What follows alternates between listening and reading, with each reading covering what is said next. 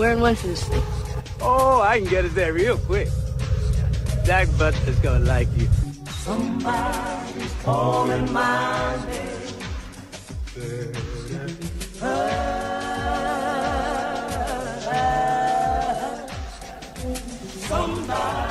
know what I got here? This is the mojo hand. The winning boy's magic. They say there's only one last true mojo left in the world. Take it, baby. Take it and go up there and do your stuff. I'm giving you all the magic I got.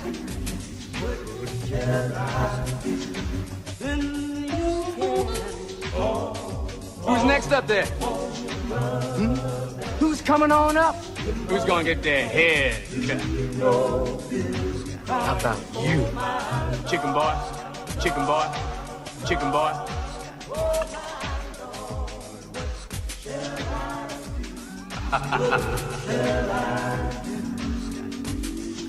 As I mentioned near the close of the last record, this record you are now playing is another example of the completion backward principle. Well.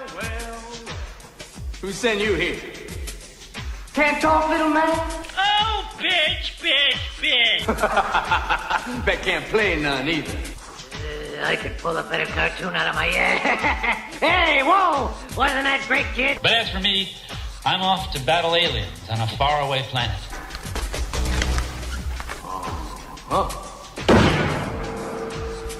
It's like a freaking country bear jamboree around here. But don't be reading my mind between 4 and 5. That's Willie time. Uh-oh. 2 independent thought alarms in one day. Good morning, Woodticks and Patriots. Welcome to the Just Jim Show. Hey, we're down at a bunker. It's Thursday, and it's call-in day, of course. 855-490-2300. If you want to talk about something, you bring it on. But I've got some stuff here to talk. I have more stuff to talk about, I'll tell you.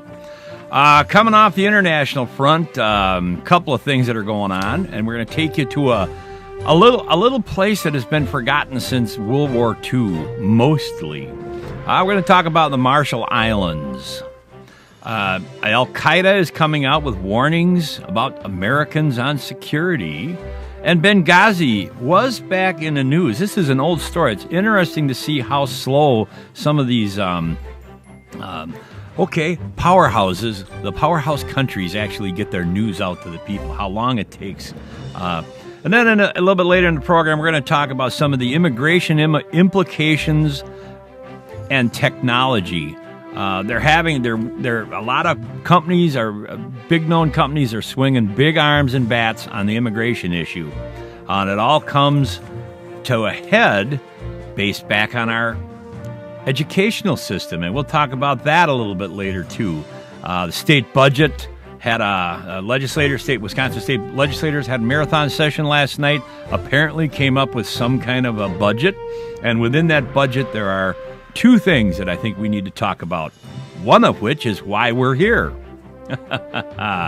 Anyway, from the bunker, deep in the bunker on Lake Wisheyebegon, you got the Just Jim Show, and we'll be right back after these messages. Getting back to school, I remember a teacher that I had. Now, I went through the 7th grade. I went to the 7th grade. I left home when I was 10 years old because I was hungry. And this is true. I work in the summer and I go to school in the winter. But I had this one teacher. He was the principal of the Harrison School in Vincennes, Indiana. To me, this was the greatest teacher, a real sage of my time, anyhow. He had such wisdom. And we were all reciting the Pledge of Allegiance one day. And he walked over, this little old teacher. Mr. Laswell was his name. Mr. Laswell. This is, He says, I've been listening to you boys and girls recite the Pledge of Allegiance all semester, and it seems as though it's becoming monotonous to you. If I may I recite it and try to explain to you the meaning of each word? I, me, an individual, a committee of one, pledge. Dedicate all of my worldly goods to give without self-pity. Allegiance my love and my devotion to the flag, our standard, Old Glory, a symbol of freedom. Wherever she waves, there's respect, because your loyalty has given her a dignity that shouts, freedom is everybody's job. United. That means that we have all come together. States, individual communities that have united into 48 great states. 48 individual communities with pride and dignity and purpose. All divided with imaginary boundaries, yet united to a common purpose. And that's love for country. And to the Republic, a state in which sovereign power is invested in representatives chosen by the people to govern. And government is the people. And it's from the people to the leaders, not from the leaders to the people, for which it stands. One nation, meaning so blessed by God, indivisible, incapable of being divided, with liberty, which is freedom, the right of power to live one's own life without threats, fear, or some sort of retaliation. And justice, the principle or qualities of dealing fairly with others. For all, which means, boys and girls, it's as much your country as it is mine. And now, boys and girls, let me hear you recite the Pledge of Allegiance. I pledge allegiance to the flag of the United States of America and to the republic for which it stands, one nation, indivisible, with liberty and justice for all. Since I was a small boy, 2 states have been added to our country, and 2 words have been added to the Pledge of Allegiance: under God. Wouldn't it be a pity if someone said that is a prayer and that would be eliminated from schools too?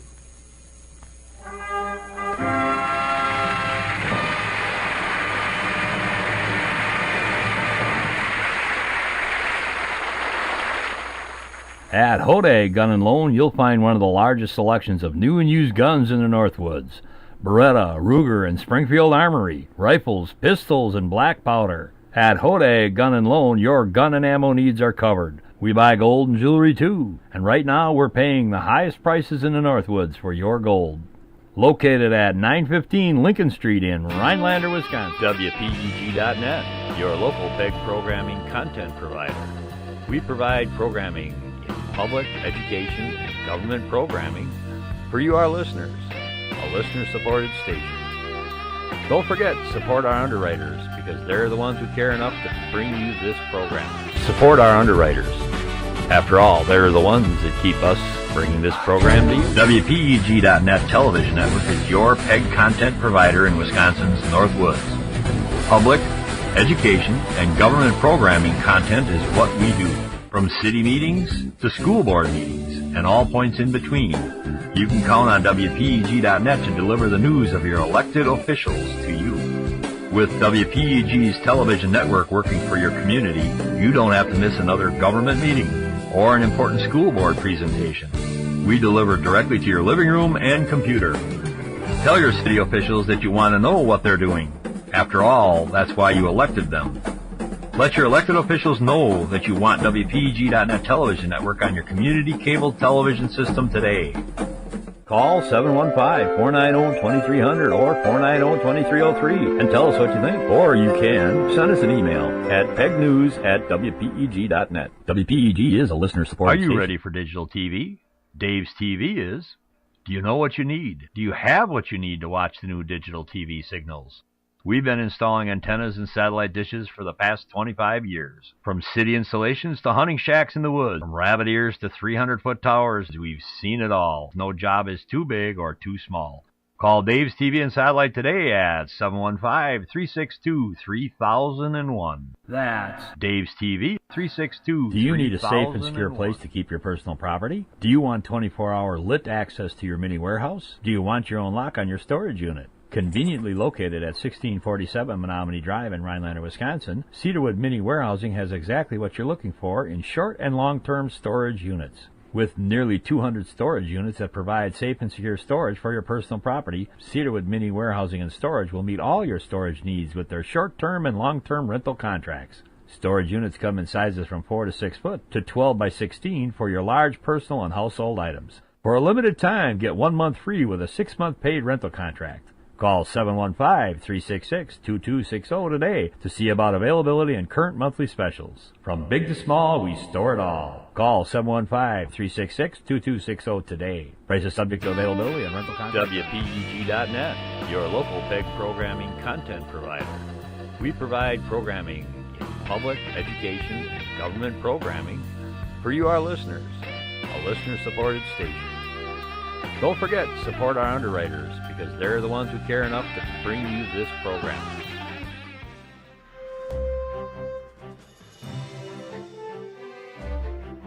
That's right, they are. We are a viewer-supported station. And our network gives you nothing but the best. Across the board, radio, television, you name it. That said, I can't not talk about this. I guess everybody's watching it.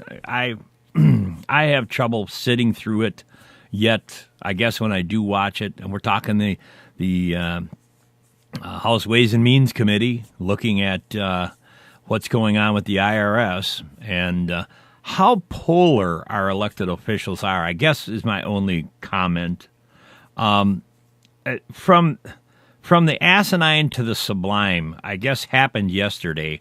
Andy Johnson, coming in on the AP, says there's a video going, and I'm not going to get into it, but Representative Jim McDermott, a Democrat from Washington, and once again, the inability. It's almost like our government has ADHD. I mean, think about it. We've got an organization, just a bill collecting company that we've hired, pretty much have left untouched, yet every administration wants to play with the rules of the IRS, and they constantly are changing. How do we stop progressive education? That is a good thought, Tony. Anyway, McDermott, a Democrat, and it's nice to qualify what these people are because at least I can't keep up with them all. And you get to know them, and you get your favorites, and that's that. And then all of a sudden, your favorite does something really anal retentive, and then it's like, well, okay, let's talk about him and what a bozo he turned out to be.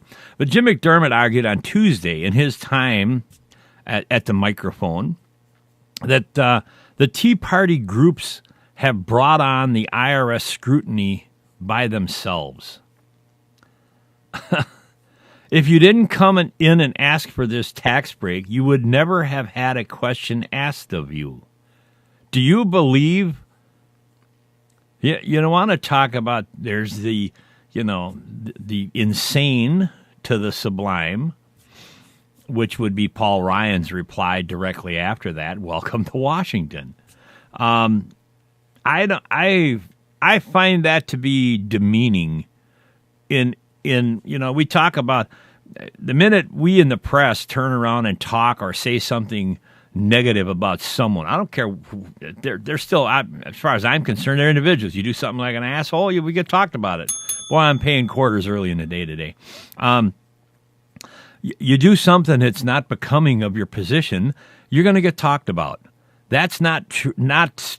That is not the way our government is supposed to be working in reverse. When the government now asks the question, the insane questions, and then say, well, if you didn't come here, we wouldn't have this conversation. You're mandated to come there in the first place to take advantage of the laws and the regulations that we, the people, quote unquote, have put in place. McDermott, you're another one. You can go retire. You have your head so far up your address book that you're not mentally competent, given that statement. And if it was meant to be humorous, I don't know. I didn't see and didn't watch, and I really don't care. If you didn't come in and ask for this tax break, it's in this huge pile of paperwork called the IRS tax code. If you didn't come in and ask for it, you fill the paperwork out, but you don't get asked questions like how many times you weigh. You know, as Alex Jones said yesterday on a little film clip, he's over covering the Bilderberg operation meeting, and he wants to what do they call it? The Queen's stool or something, or somebody gets paid to wipe the Queen's rear end. Okay, so I guess maybe we should have congressional wipers or something. I don't know. We have a bunch of them that want to get their rear ends kissed. You might as well go down there and wipe it while you're down there. McDermott, you're one of them. You join the Happy Village Idiot Club. I can't say it any plainer than that. You don't deserve to be sitting on the bench. There isn't anything that anything that you're doing that, as far as I'm concerned, that comment just wipes it all out. When McDermott's time expired, Paul Ryan challenged the Democrats' point, for which Ryan received a round of applause. "Welcome to Washington," Ryan said. "So you're to blame," I guess is in the message here. Well, absolutely. That was a very astute, well-placed zinger, Paul. Had it been me, you might have had some of what I just said. So that's why I could never be an elected official, because I'm like Ted Nugent. You stop me when I lie. If you're a village idiot, I'm going to call you a village idiot. If you're a court jester, I'm going to call you a court jester. Neither of which are needed in America or the government of the country, my country. Not obviously, it's not yours, because somebody wants to apply. If you want to read the book and apply for whatever's in the book, that's why we have the book. So I don't have a problem with people applying for tax status. Heck, if there weren't so many regulations, I'd love to hang a 501c3 on my door. I'd love to be tax exempt. That'd be great. But that's not the way it works. So anyways, back to our head. I just couldn't help but talk about that. To me, that's a happy place, because it just shows openly how dysfunctional our entire government is. And coming out of Yemeni, an Al-Qaeda leader warns Americans on security. Oh, wow. There's something new, huh? So I guess all the tourists need to beware. If you're planning your summer vacation to Yemen, you better beware. The military leader of Al-Qaeda's Yemen branch, see, we got branches now. Now they're an official group of people, whatever. I don't know why they call them a Yemen branch. Aren't they cells? Doesn't Al-Qaeda supposedly exist on what's called cells? Nobody knows what the other one's doing. Nobody has any idea of what the right hand and the left hand is doing. Well, wait a minute. Hate to do this to you people, but sometimes that's the way I see the Tea Party. Central leadership? I don't know. Organized at any level, at a national level? I don't know. Call me if you think I'm wrong. 855-490-2300. But anyway, that message addressed to the American nation. Qasim al-Rami, commander of Al-Qaeda in the Arabian Peninsula, said, "Your security is not achieved by despoiling other nations' security or by attacking and oppressing them," end quote. The 6-minute English subtitled audio posted on a militant website late Saturday. Interesting that this is now just hitting the newswire on Thursday. Implored Americans to, quote, "leave us with our religion, land, and nations, and mind your own internal affairs," end quote. You know, that almost sounds like something that Paul Ryan would say. Think about it. Take care of your internal affairs. Oh, who are we talking about here? The chief village idiot. We're talking about the IRS, the EPA, Benghazi. Oh, that's coming up. And Fast and Furious. Hey, the list goes on. And well, I'm not going there just quite yet, but Al Rami said the bombing of the Boston Marathon in April and the recent sending of ricin-tainted letters to President Barack Obama and New York Mayor Michael Bloomberg, quote, indicate that control of your security has broken away, end quote. Meanwhile, a security official in the Yemeni capital Sana'a said security guards thwarted a car bomb attack on a liquefied gas export terminal in Balhaf in the southern Shawaba province on Sunday. The official said the car exploded before it reached its target, killing only the attacker, who is believed to be an al-Qaeda militant. Security officials speaking on condition of anonymity. Day after day after day, I sit and I read these reports, and it's all officials speak, but on the grounds of anonymity. Why the hell, I guess, do you think we sit in the bunker at Lake Wisheyebegon? Anonymity. But, it's not really anonymous, is it? Pipelines carrying oil and gas from Marib province to Balaf and other terminals in Yemen's mostly lawless south have been repeatedly attacked by al-Qaeda militants and armed tribesmen who maintain cordial ties with al-Qaeda. While the tribal chiefs there are suspected of being allied with former President Allah Abdullah Salah. The attacks appear to be aimed at disrupting a national dialogue carried out by the new government of President Abido Rabo Mansour Hadi. We got an extra name in there on that one. I love how they acquire their name, their lineage, and names to map out the country's future. Oh, that would be a novel idea. Have a path for a country. Oh, wait a minute. Who are we talking to? Who are we talking about here? What's our path? What's the path we're going down here in America? Yeah, I'm wondering. The U.S. considers the local al-Qaeda branch the world's most active. The U.S. has helped Yemen intensify its campaign against militants. So there you have it. If you're going on vacation over to Yemen, I guess it's buyer beware. But that's the way it always is in America. Buyer beware. If it sounds too good to be true, whatever that Yemen vacation is, it probably is. Okay, here's a story that hit out in the middle of May 18th this year, Benghazi. We're talking Benghazi, and everybody knows what happened there in Benghazi, except for a few of our leaders up on the Capitol. Oh, wait a minute. There's been that reshuffling of personnel on the Capitol Hill. What is this? And she's the talker. She's got the lip service going on there now. She got rewarded for it. Uh-huh. Locals are hoping that Benghazi's notorious arms bazaar isn't that an interesting term, the arms bazaar? While Americans think of the term bazaar as the local flea market or a downtown street happening of vendors, local goods and services out in the street, the bazaar. Here we have the arms bazaar. And I didn't grab the picture off here that they show. It's an interesting shot, to say the least. In Sidi Hussein has finally been closed. The bazaar has been closed after a raid by the Thunderbolt Battalion. Now, who is the Thunderbolt Battalion, you would ask? And now they're making raids on an arms bazaar. And yet, where the hell were they when our embassy was being attacked?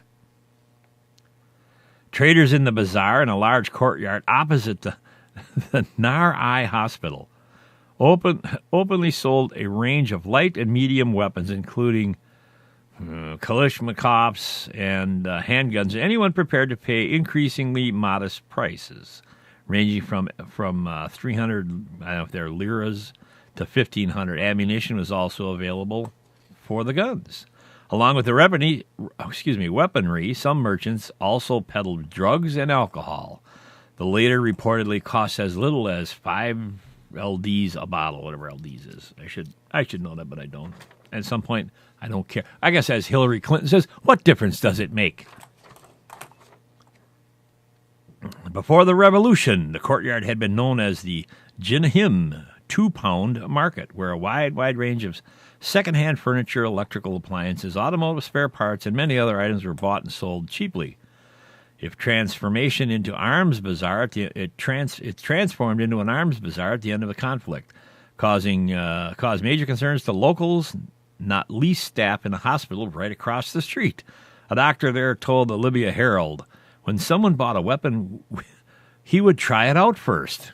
Yeah, you think? Da-da-da-da-da-da. I can hear it all now. Wait a minute, where is that? There we go. When someone bought it, they tried it out, and you can imagine the noise the weapon makes. Well, yeah, the sound of gunfire, explained the doctor, terrifies patients and medical students in the hospital. I remember one time when a man bought a gun at the market and started to try it out. Many bullets hit the hospital walls. So, you gotta wonder about these people, and we want to have, from the I don't care stand, the old talk to the hand stand. And this is not necessarily the news, but why do we bother with people like this? This article right here brings me back to 9/11, and all of you people listening, bozos and liberals included, if you stop and think about 9/11, you have to take pause. And I remember watching it on the news. I was sitting at the kitchen table, and I was listening to the morning show Duo on the radio, having my coffee, and my daughter at the time was getting ready to go to school, public school. And and by the way, it's the same school Scott Walker's children went to. Oh, novel idea. Maybe Jimbo knows somebody, huh? Yeah. And I remember the tone of voice that changed immediately when they must have been watching the news feed. And it's funny how the cameras immediately were on this. I often questioned that. And I immediately, literally the tone of voice, it was one of total disbelief of what. It was Dave and Carol's show, I think, in the morning. And Carol's voice went to a total disbelief of what she had just seen.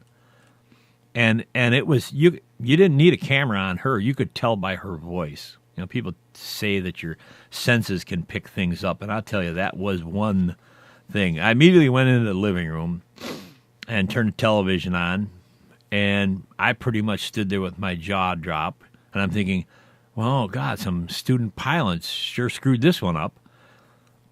And then, my daughter then grabbed her cereal and came out and was sitting with me. And we watched the second plane hit. And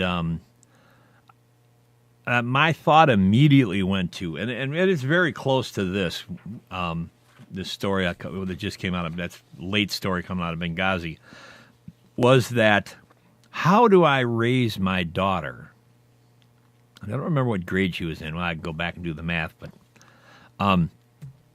how do I raise my daughter? Because immediately after that shot hit, the news people had these film clips of children burning an American flag, and I don't remember where they were. Pakistan, I don't know, Iran. I really don't know. The location didn't matter. What mattered was what I saw. And I thought to myself, how do I, as a parent, raise my child? And the kids I saw on TV were about the same age as my daughter, give or take 1 or 2 years. And these children were absolutely gleeful, dancing and burning the American flag. And I thought, how do I raise my daughter to coexist with a mentality like that? And you know something? There's only one thought that I continue to return to, and that is how to make her self-sufficient and have the ability to recognize and defend herself, and as the kids like to call it, her bubble, the people around her.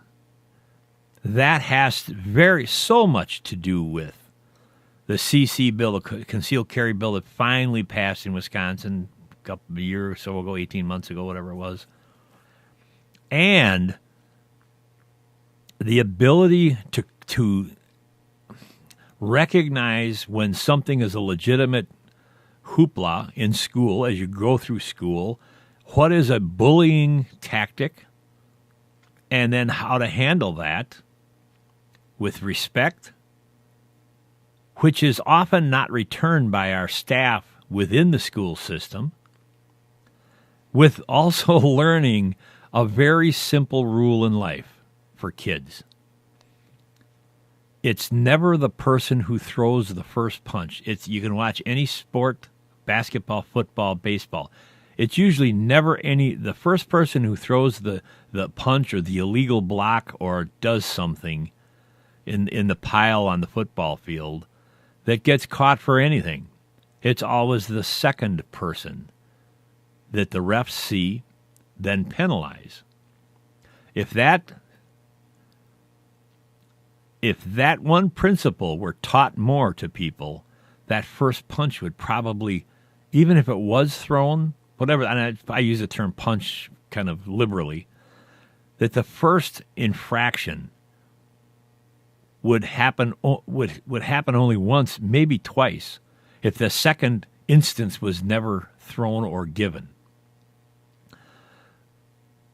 Interestingly enough, my daughter did practice these principles in school, inclusive of the removal of herself from a situation that was unwanted, unwarranted, and there were in the local school system. There's cliques. They call them gangs, but they're cliques, and for whatever reason, kids are going to argue to agree to disagree and get into different kind of situations with thinking, talking, say the right thing at the wrong time to a teenager or a young adult. Whoa, watch out. And whatever the infraction was, my daughter was immediately walking down the hall away from removing herself, and it was a dead-end hall, so she had to go back down. And all of a sudden, apparently this student came up and blindsided her with a book upside the head. Well, at that point, it's defend yourself. So she didn't even do that at that time. She took that one lick, which would have technically been the second lick because she was walking away from it, walked over to the principal's guidance counselor's office, reported the event, and this whole long, drawn-out thing, quote-unquote, investigation happened. And ultimately, not a whole lot happened. And that left an immeasurable mark on my daughter about how the system treats. And you can scuff it off and say it's a one-time event. That was bad. No, the principal, the vice principal, and the social worker, whoever the hell that is, the counselor, as far as I'm concerned, even the DARE officer, I don't know if they were brought into it. How many people have a DARE officer sitting in their school system? What do they actually do? I don't know. I think that's the proverbial eating donuts. But that did leave an irreplaceable mark on my daughter, and we talked about that on any number of times. And at the same time, when it came back home here, it left a question. I could see it in her eyes. It was, Dad, are you really telling me the truth? Have you really told me the truth about what I'm supposed to be doing in life? And that leaves a bitter taste in my mouth with the administrators sitting and controlling the day-to-day life of my children. And I should give cause for warning to each and every one of you other parents out there. There's so many distractions that are local, and I call teachers very much in a leadership role within our communities. It ends up lacking because of situations like that. And it's many, many times it's because we, the people, have turned around and says, oh, well, you can't hit, you can't touch, you can't do this to my child, blah, blah, blah.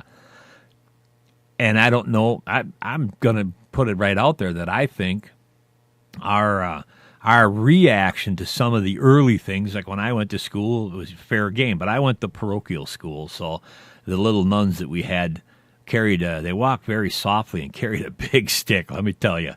But I lived, I can sit here now and laugh about it. At the time, I sure didn't like it. But at the same time, I can sit back and I think that it was part of my moral upbringing. What is going on here? It looks like I'm getting attacked again. Are we talking about the wrong thing? Huh. Anyway, if we crash out, I will be back as fast as I can jump providers and whatever. This happened before earlier this week. We were talking about a story about the Japanese in World War II.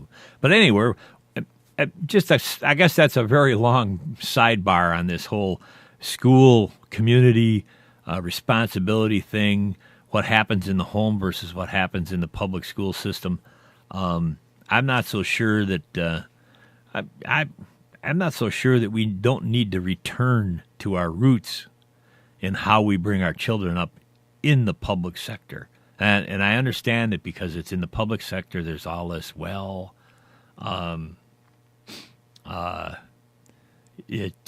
you can't tell me what to do because it's tax dollars and all that stuff. And we'll talk about that in another story coming up here. But anyway, I wanted to take you to a slightly forgotten place in Asia called the Marshall Islands. And if you there are some older people, I won't say elderly because I guess I can be classified as elderly now. But people of certain age that went through school and actually had some content in their history books, and they read their history books, maybe even watched a war movie or two, would remember the Marshall Islands. They're coral atolls is what they are, but they call them islands. They're actually islets and atolls, which are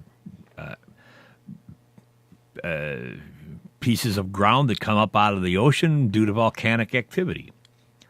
And the atolls are coral deposits at the crater rims of submerged volcanoes. The islands were occupied by the U.S. for several decades after World War II. Now, and this is, do I have this story with me? Yeah, I do. Okay. They are now a sovereign nation under the Compact of Free Association with the U.S.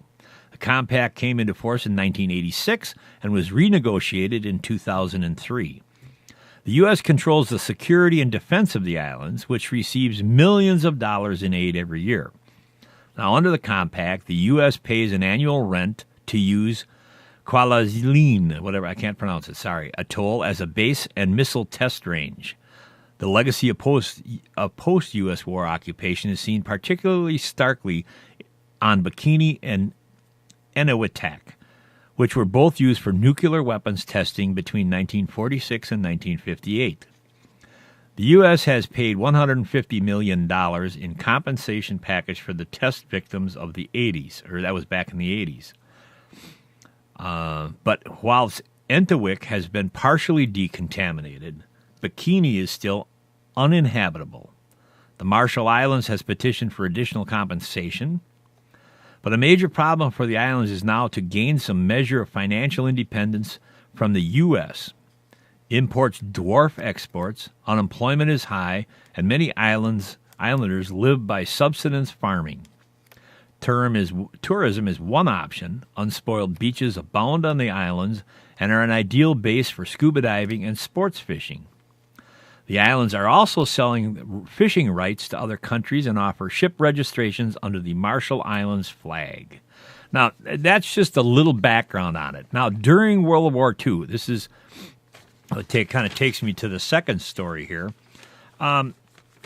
which not so incidentally, I have a niece who has just moved temporarily for the summer, or I don't know how many months she'll be down there, to, I think, the Houston NASA base, and she's now working on a project, and I'm very proud of her. She's a brilliant young lady. I believe she's working on her doctorate now. But she is one of 5 people she's a geologist.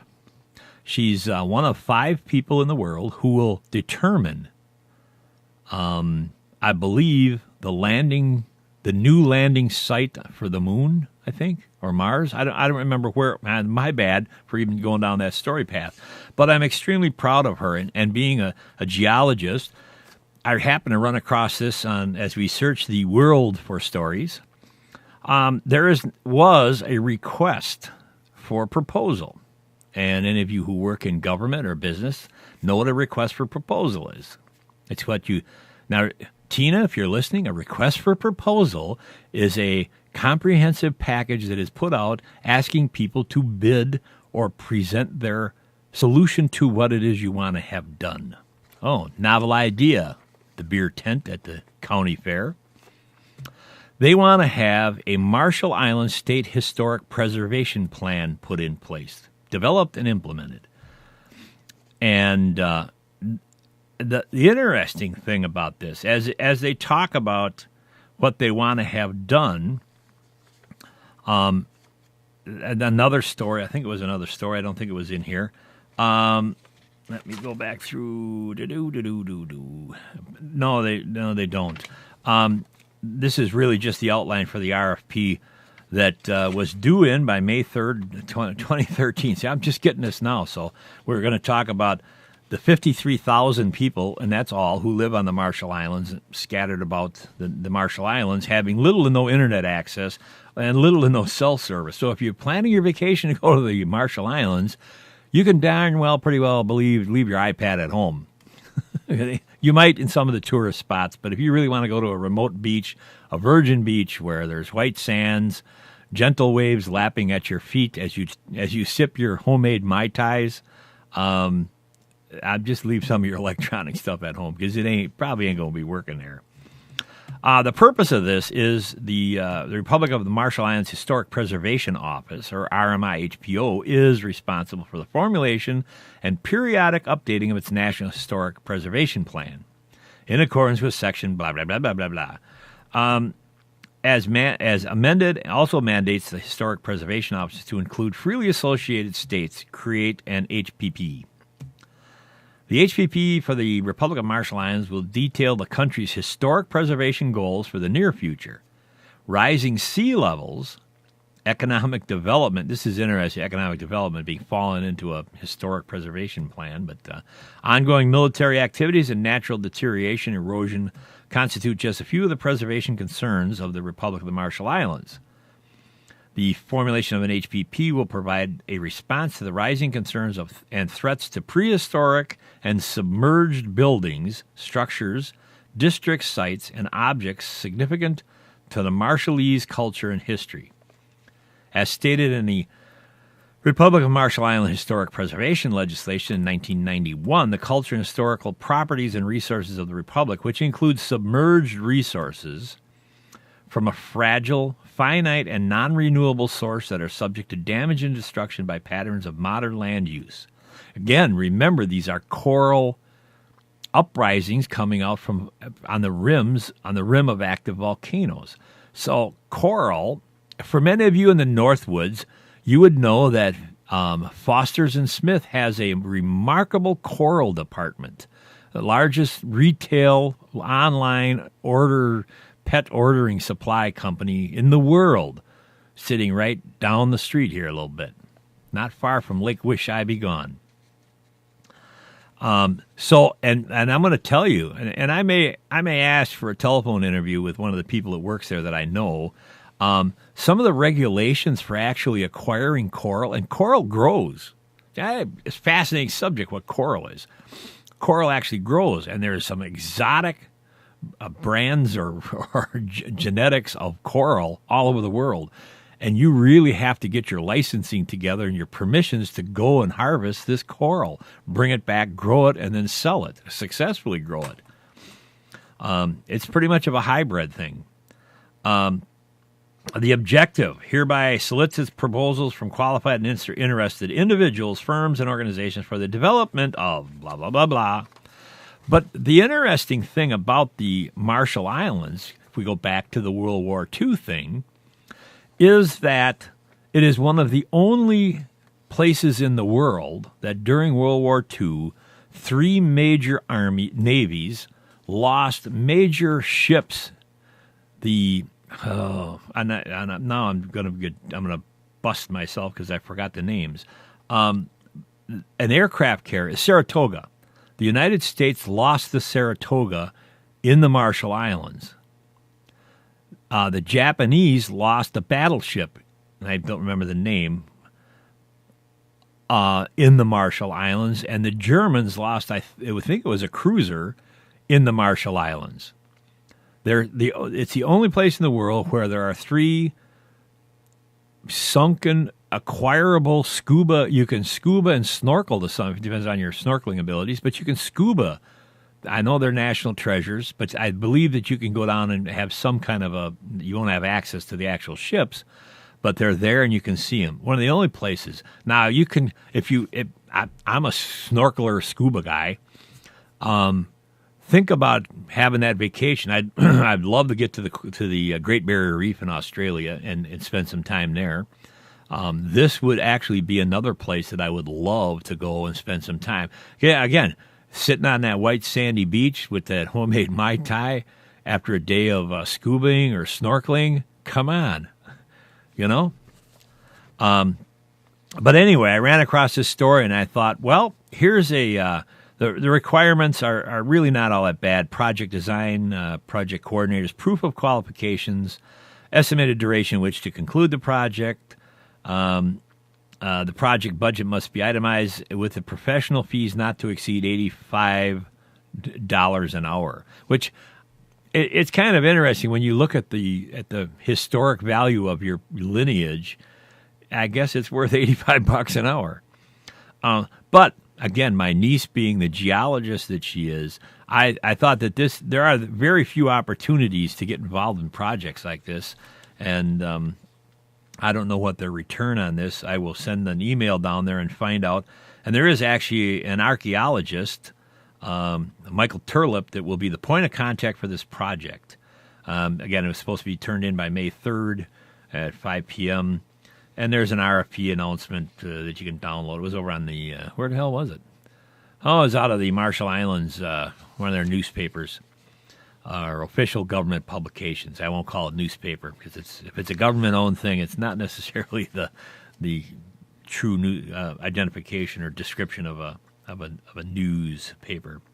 But this I thought was an interesting thing. And hey, call me the village idiot for thinking it's interesting. But again, I have a connection to the geology and exploration and preservation thing. And I'm a World War II and Civil War.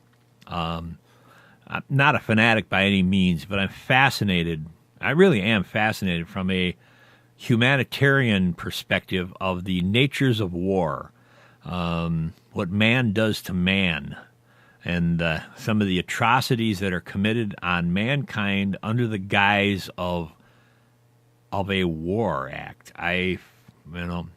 Yesterday we did a thing on the Hague Tribunal, sitting on their laurels doing nothing about some Serbian people who, if any of you are up on world news, the Serbs were not necessarily kind to their neighbors, were they? I don't think they were. Nope. Anyway, some of these people got called into the tribunal, and they've done a not guilty, you couldn't prove it kind of thing. And at some point, you got to say, why does this thing exist? They're not doing anything. They haven't done anything. It's been, look at World War II, which leads me back to the story on Camp 731. And we'll be doing, I'm going to do a more in-depth one. So if you don't like to listen to atrocities of war or the perpetrators of ills on people, you will want to not listen to that show because that has got some horrific information in it. And and some absolutely jaw-dropping end results, at least for me. And hey, that's why I'm running the show. And with that, we'll be right back after these messages. Just Jim in the morning from Lake Wisheyebegon. At Hode Gun & Loan, you'll find one of the largest selections of new and used guns in the Northwoods. Beretta, Ruger, and Springfield Armory, rifles, pistols, and black powder. At Wisheyebegon and Loan, your gun and ammo needs are covered. We buy gold and jewelry too, and right now we're paying the highest prices in the Northwoods for your gold. Located at 915 Lincoln Street in Rhinelander, Wisconsin. WPEG.net, your local PEG programming content provider. We provide programming in public, education, and government programming for you, our listeners, a listener-supported station. Don't forget, support our underwriters, because they're the ones who care enough to bring you this program. Support our underwriters. After all, they're the ones that keep us bringing this program to you. WPEG.net television network is your PEG content provider in Wisconsin's Northwoods. Public, education, and government programming content is what we do. From city meetings to school board meetings and all points in between, you can count on WPEG.net to deliver the news of your elected officials to you. With WPEG's television network working for your community, you don't have to miss another government meeting or an important school board presentation. We deliver directly to your living room and computer. Tell your city officials that you want to know what they're doing. After all, that's why you elected them. Let your elected officials know that you want WPEG.net television network on your community cable television system today. Call 715-490-2300 or 490-2303 and tell us what you think. Or you can send us an email at pegnews@WPEG.net. WPEG is a listener-supported Are you station. ready for digital TV? Dave's TV is. Do you know what you need? Do you have what you need to watch the new digital TV signals? We've been installing antennas and satellite dishes for the past 25 years. From city installations to hunting shacks in the woods, from rabbit ears to 300-foot towers, we've seen it all. No job is too big or too small. Call Dave's TV and Satellite today at 715-362-3001. That's Dave's TV, 362-3001. Do you need a safe and secure place to keep your personal property? Do you want 24-hour lit access to your mini warehouse? Do you want your own lock on your storage unit? Conveniently located at 1647 Menominee Drive in Rhinelander, Wisconsin, Cedarwood Mini Warehousing has exactly what you're looking for in short and long-term storage units. With nearly 200 storage units that provide safe and secure storage for your personal property, Cedarwood Mini Warehousing and Storage will meet all your storage needs with their short-term and long-term rental contracts. Storage units come in sizes from 4 to 6 foot to 12 by 16 for your large personal and household items. For a limited time, get 1 month free with a 6-month paid rental contract. Call 715-366-2260 today to see about availability and current monthly specials. From big to small, we store it all. Call 715-366-2260 today. Prices subject to availability and rental contract. WPEG.net, your local PEG programming content provider. We provide programming in public, education, and government programming for you, our listeners, a listener-supported station. Don't forget, support our underwriters, because they're the ones who care enough to bring you this program.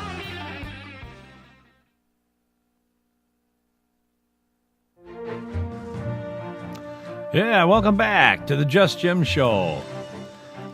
Tuesday, Wednesday, Thursdays. Thursday's call-in day, so if anybody's got something to chit-chat about or they want me to swing around and give my humble opinion on, you just give me a call, 1-855-490-2300. In this short segment, that's not a short segment really, but we're going to come back away from the from the white beaches of sandy vacations, and we're going to talk about immigration and cloud computing and what these two things have in common.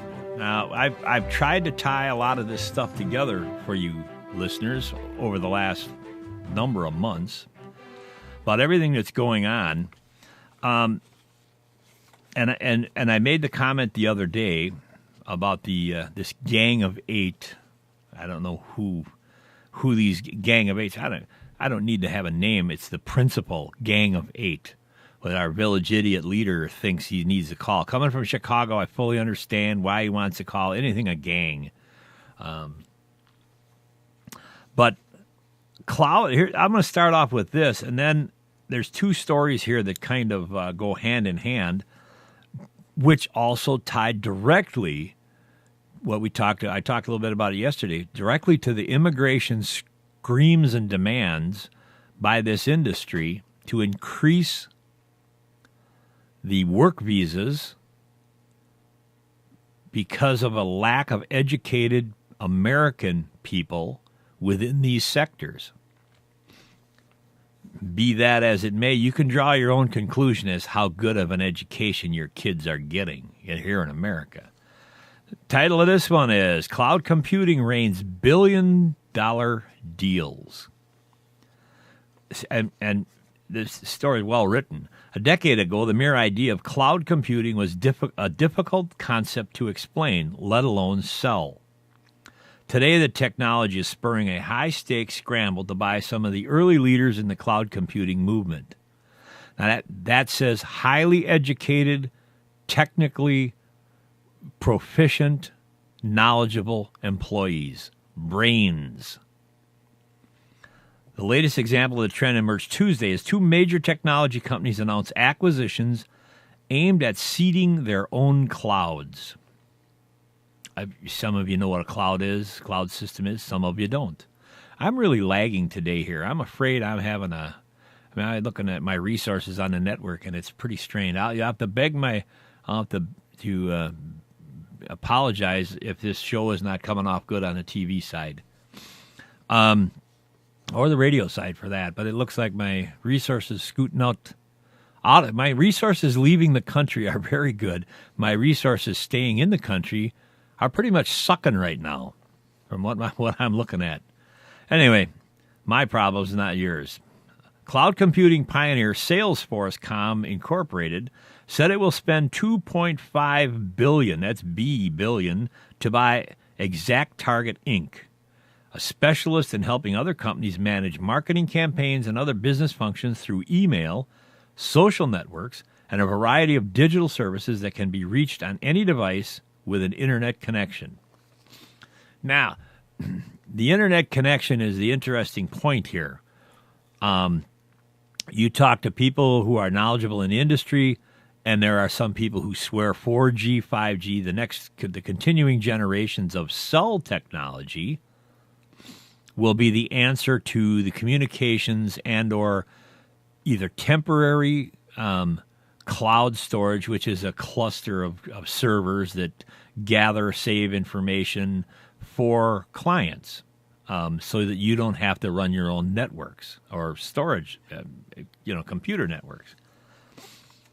So with that, here's companies that are bargaining, throwing the dice, rolling the dice, and they have a lot of influence in legislation. Don't get me wrong on that. I fully understand that.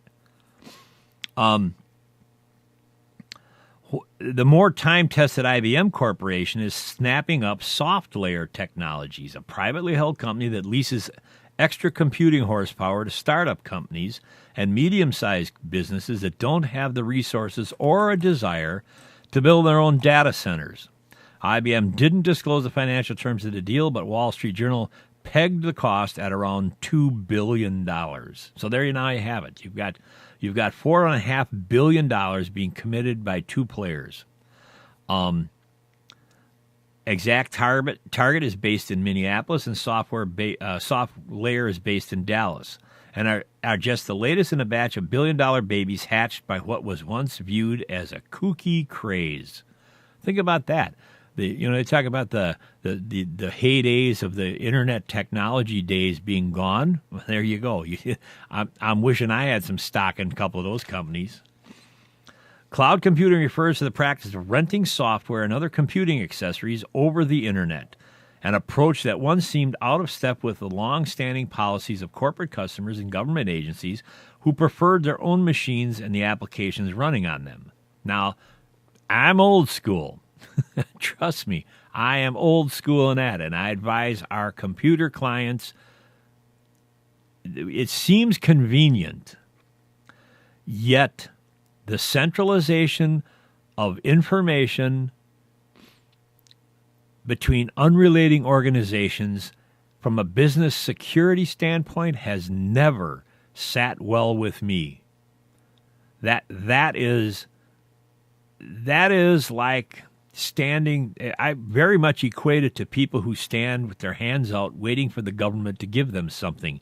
It seems cool at first, and I always tell my clients I consult with to think like this. inclusive of at home with your children using the computer on the internet.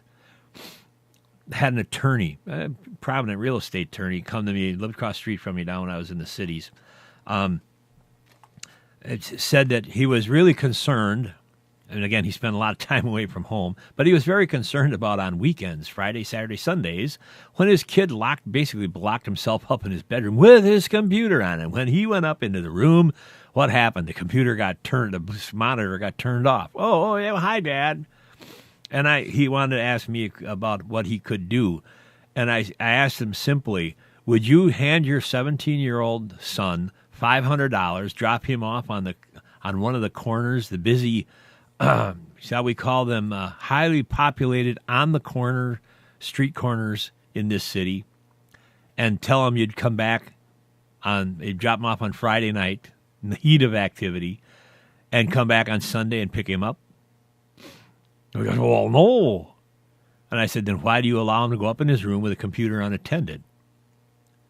There's no difference. There is no difference. While one seems unthinkable, the other seems like, oh, yeah, that's commonplace.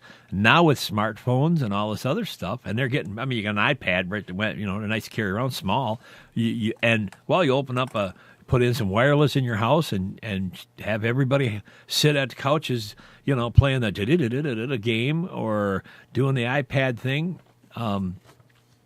You're basically doing the same thing. What you're not prepared to lose, never relinquish. And how many times have you read the headlines that say, oh, so-and-so corporation got hacked? Oh, wait a minute. Let's take it a step closer. Remember when, it was just the other day, actually, there's two different scenarios. The other day, Chinese were busted for hacking into military computers. Well, I related back when I read the story to why the Chinese were given unrestricted direct access to government computers to purchase government bonds and securities. Excuse me.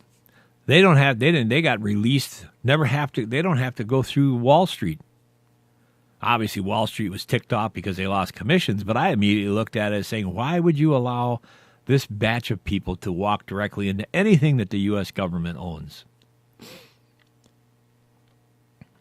It's absolutely unbelievable. Then remember back when the Social Security system got hacked. Oh, yeah, I took a laptop home. I forgot that information was on there. But somehow it got let loose, didn't it? How many stores that have credit card information? There was a whole craze of that. How long ago? These are the same people who manage and manipulate your data that screwed the housing industry, that we, the people, had to bail out.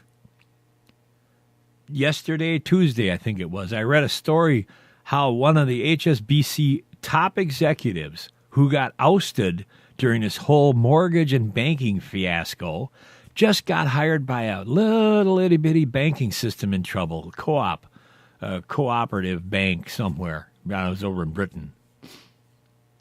He's back in business. Think about this. As you think about what is and isn't, the pieces that tie your life together on an international level, Hillary is now practicing that same theory that the HSBC banker is practiced. I'll resign, I'll walk away, and I hope Benghazi will go away. And 3 years is a long time, in especially in the political arena. She's banking all of her career that American people will forget what she did or didn't do. And in 3 years, she can march back in. How about 2 years and 6 months? And walk back into the political arena and say, I'm running for president. I lived through Benghazi. I've lived through the worst of times. I know what to do. Mark my words. Mark my words. She is not done. She's banking on the fact that she can muster a percentage of the believers that she didn't do anything, just like the Democrats who we talked about this morning. Well, it's your fault because you came here and asked us for something. Listen to people, you got to remember as you listen to these news stories, become aware of the language that people use. The words still do mean things. You came to us. And we talk about us and them. It is never so apparent as if you listen to the village idiots. They truly think that they are some godlike entity, untouchable. They vote themselves in immunity, insider trading. Remember when that got thrown off the books when they couldn't make stock market purchases? Well, in this dead of night, they rescinded that. That was a while back. This is not... hang on, my pup is down here again. Good morning, Riley girl. You got the life of Riley. Look at your gorgeous little self. Go lay down. Go on. I'm not leaving right now. Go on. I said lay down. You just want love. I know you do. I know you just want love. Sorry, people, but that's my pup. You're in the bunker. You get it all. No, I said go lay down. I said go lay down. Whoop, go lay down. Whoop, go on. I'm thinking she's got to go. I may have to take a break here. But you got to remember that the language that they use is so finite in describing what their real message is and their mentality is. When someone says, if you hadn't come to us, that separates them from the truth of the Constitution that says, you work for me. I do not work for you. Yet our legislators continue they meld into this mellow, you can't touch me mentality. And it comes out in what they say. And it's not only out in D.C. Take a look at your local people. I've got a tie-in on a story here that I did the other day. It abounds. And it crosses the line from the public sector into the private sector, especially when the private sector has contracts to serve the public sector, which is, and I've got proof. I just got an email back on a query that we did. This is how I got off on that. I don't know, but the security portion of this, cloud computing for me is not anything that I'm interested in. Not at all. It's easy enough to pay somebody, well, okay, you guys take care of the network, you guys do that, and just tell me how to get on board. And a lot of businesses are doing that, and I think they're going to rue the day. But again, those who own their machine, this is the change in the way corporations are thinking, specifically because you trim off your benefit package, your hourly wages, all the perks that come with hiring employees. But the sentiment of cloud computing has changed over the past 6 years, and the popularity of powerful smartphones and tablet computers has driven the demand for services that can be reached from any internet-connected device. Now, and that's an internet connector or a cell connector. Questions are already deals beget deals, said Peter Falvey, a Boston investment banker specializing in technology. There are no doubt other companies now saying, what else is there to buy out in this space? It's all part of the maturing process. Questions are already being raised whether the buyers are getting overzealous and paying too much. Oh, has this happened to us before? Be careful with your investments in your mutual funds. Careful who they're investing in. Be careful of this. Stock markets are rising erroneously, and I'm going to tell you, which leads right to the next story. Investors seemed particularly troubled by Salesforce's decision to buy ExactTarget for $33.75, 53% above the ExactTarget's market value before the deal was announced. Can you imagine that? 53% over market value. One has to question, is the stated market value of this organization a real or an inflated one already? I'm going to say it's probably overrated, by an additional 10%. So you now have a company buying another company at about what I'm estimating 65% over its true value. It's just like our budget and our legislators when they make the budget. You can't overspend and win the game. Again, I'm not familiar with what's on the inside of this company. There may be assets there that you could spin off. There may be some assets you could dump. And again, with an acquisition, there's usually a merger of technology. One of our local employers here is now laying off 200 to 250 employees, which won't be good for our area. Absolutely will not be good for our area.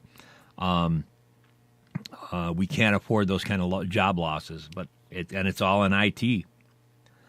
Not good. Wall Street's misgivings about the deal caused Salesforce stock to plunge $3.24 or 7.9% to close at Tuesday at $37.87, which is its steepest one-day decline in the stock mark in the stock in 13 months. So, there's a lot that goes into that, and if you know a technology investor, a banker who deals in tech stocks for either mutual fund investing or individual one-on-one buying, you might want to tweak get some information, either that or read up on it. I don't know about you, but my retirement account is not able to sustain that kind of loss, if potential loss, I'll call it that. Beinhoff, an executive known for sweeping statements, hailed the Exact Target deal as, quote, really a historic date for cloud computing, end quote. Well, I would agree with that. That makes it the hot market in the sector. I don't buy that it's all that. But Salesforce previously spent $1.1 billion to buy Buddy Media and Radian 6 Technologies during the past 2 years. And Radian, I believe Radian is a cluster manufacturer. That's really because we're going to double down the focus on the success of Exact Target. He assured he assured the analyst that was inquiring about this deal or looking at it. We're going to double down on this. Oh yeah, are we playing poker here? All in. Texas Hold'em. We're all in. With that, I'm going to do my dog, my pup, a favor. She's sitting here patiently waiting at my feet. I'm going to take a commercial break, and I will be right back with more stories from the village idiots and the court jesters on the Just Jim Show in the bunker at Lake Wisheyebegon. At Hode Gun & Loan, you'll find one of the largest selections of new and used guns in the Northwoods. Beretta, Ruger, and Springfield Armory, rifles, pistols, and black powder. At Hode Gun & Loan, your gun and ammo needs are covered. We buy gold and jewelry too, and right now we're paying the highest prices in the Northwoods for your gold. Located at 915 Lincoln Street in Rhinelander, Wisconsin. WPEG.net, your local PEG programming content provider. We provide programming in public, education, and government programming for you, our listeners. A listener-supported station. Don't forget, support our underwriters, because they're the ones who care enough to bring you this program. Support our underwriters. After all, they're the ones that keep us bringing this program to you. WPEG.net television network is your PEG content provider in Wisconsin's Northwoods. Public, education, and government programming content is what we do. From city meetings to school board meetings and all points in between, you can count on WPEG.net to deliver the news of your elected officials to you. With WPEG's television network working for your community, you don't have to miss another government meeting or an important school board presentation. We deliver directly to your living room and computer. Tell your city officials that you want to know what they're doing. After all, that's why you elected them. Let your elected officials know that you want WPEG.net television network on your community cable television system today. Call 715-490-2300 or 490-2303 and tell us what you think. Or you can send us an email at pegnews@WPEG.net. WPEG is a listener-supported station. Are you ready for digital TV? Dave's TV is. Do you know what you need? Do you have what you need to watch the new digital TV signals? We've been installing antennas and satellite dishes for the past 25 years. From city installations to hunting shacks in the woods, from rabbit ears to 300-foot towers, we've seen it all. No job is too big or too small.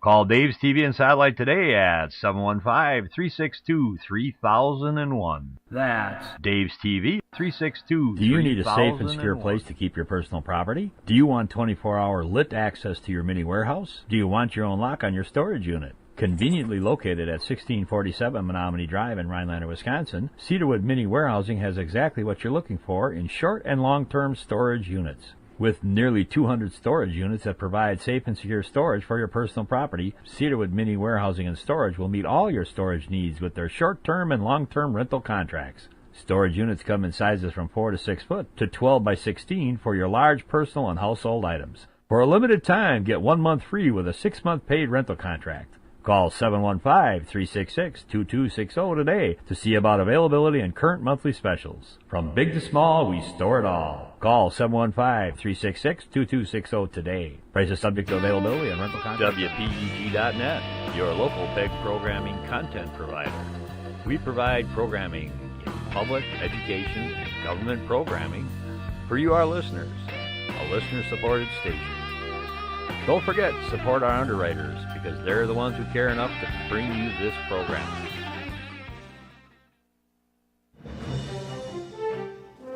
Welcome back.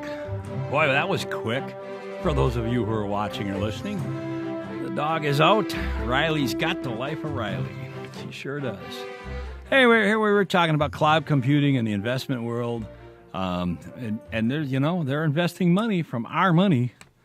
And over on the West Coast, a story that's related to the cloud computing story, which is related to the immigration story, which the Gang of Eight is working on, which now apparently sounds like it's not going to make it. We'll find out. Time will tell. Apple is now poised to go into a hiring spree over in Silicon Valley. Steve Jobs, the alternate to Bill Gates, and his Apple project. The projections detailed in a report say that they expect to expand their workforce by nearly 50%. Ponder that. But they've also recently had some setbacks with some copyright issues. The projections detailed in the report released Tuesday envision Apple hiring 7,400 more workers at its Cupertino, California headquarters between now and the planned completion of the new office complex in 2016. Apple now employs about 16,000 people in and around the Cupertino area, and that's where it's been for 37 years. That accounts for nearly one-fifth of Apple's nearly 73,000 employees worldwide. So, Cupertino has been largely supportive of the new plans for the headquarters, but the city officials are still seeking more information to help inform them for their final decision on the project. Investors, though, have begun to question whether Apple's Idea Factory has been drying up since Jobs died. Although its revenue is still steadily rising, Apple has been depending on upgrades to the iPhone and iPad instead of releasing another breakthrough product. Well, that's called support. That's called product support. While you make a lot of money on a new phone or an iPad, which everybody, if you're an Apple user, you just wait with bated breath to see the new product that they're coming out with. I am not one of those people. I am mired. I'm stuck in the Microsoft world and the Google world, which I despise for other reasons. With an annual revenue of $157 billion, Apple can still afford to treat the people working at its headquarters extremely well. I have heard that Apple's a very good place to work. A report estimates that Apple paid 16,000 employees who work in the Cupertino area a combined $2 billion in salary last year. That translates to an average salary of $125,000 per Cupertino area employee. That's a healthy salary, but in the scheme of the brain power that pushes those employees to be desirable to work for a company like Apple or Microsoft or Dell or HP, those are actually secondary, IBM, which ties this story and the cloud computing story, to the immigration bill that's about to happen, the path to legalization. Within that bill, the talks, they're being dominated by the Teamsters, labor unions, and major corporations who crave, in order to do this stuff, they have to have brains. They got to be looking for brains. Our educational is cheating our children out of these stories.